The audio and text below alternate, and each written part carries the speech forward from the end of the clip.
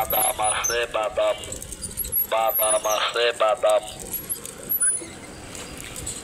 প্রিয় দর্শক, দেখতে পাচ্ছেন একজন অন্ধ তিনি ভিক্ষা করার পরিবর্তে বাদাম বিক্রি করছেন। এ থেকেও কি আমাদের শিক্ষা হবে না? তিনি অন্ধ, বাদাম আছে, তিনিও হালাল রুজি অর্জন করতে চান, ব্যবসার মতো হালাল রুজি তিনিও ভালোবাসেন। অথচ আমরা বেকার বসে থাকছি, অথচ আমরা অনেক সুস্থ মানুষ কর্ম করছি না। সুতরাং এই ভাইয়ের কাছ থেকে কিছু শিক্ষা আমাদের অবশ্যই নিতে হবে। আমি একটু কথা বলবো। আসসালামু আলাইকুম।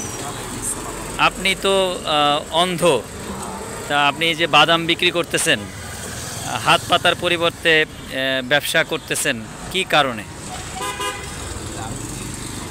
যখন আমার জ্ঞান হয়েছে, বড় হয়েছে, তখন আল্লাহ রহমতে আল্লাহ সবসময় বলতাম যে আল্লাহ কারো কাছে জানি হাত পাতন না লাগে, আমি একটা কিছু করুক, কুরবানি দাও। পরে আল্লাহ রহমতে আমি আগে পপকর্ন বিক্রি করতাম, 7 টাকা করে কিনে এনে 10 টাকা করে বিক্রি করতাম। তো ওগুলো ঠান্ডা হয়ে গেলে কেউ একটা খাইতে চাইতো না, গরম করে ভালো লাগে। পরে আমি বাদাম আনি আল্লাহ রহমতে বাসার প্যাকেট করে, বাইকের প্যাকেট করে তারপর বিক্রি করি। আচ্ছা, দেশের বাসীর কাছে বা যাদের অনেক সুস্থ আছে তাদের জন্য আপনার বার্তা কি? আসলে কর্ম ছোট হোক আর বড় হোক, এটা সেটা সম্মান। আসলে মানুষের হাত পাও থাকাকালীন অবস্থায় ভিক্ষে করে অথবা ছিনতাই করে, এক একটা কিছু করে মানুষের দুর্নীতি করে চলে।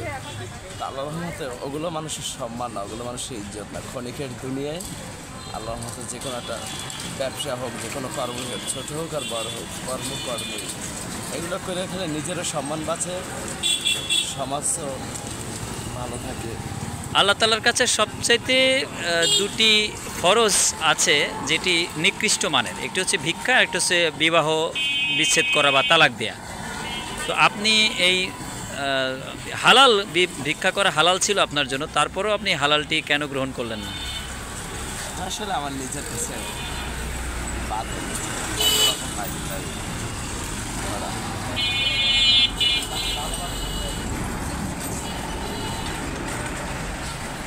দেশবাসী সবার উদ্দেশ্যে আপনার কি দাওয়াত দিবেন আপনি?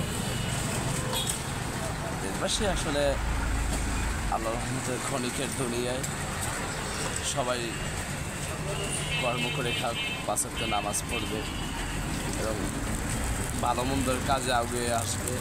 এবং আমি যে বাদাম বিক্রি করি, আল্লাহ রহমতে সবাই যদি একটি করে বাদাম যদি কিনে, আল্লাহ রহমতে কারো কাছে হাত পাতা দরকার হইবে না, এগুলো দিয়ে আমার সব।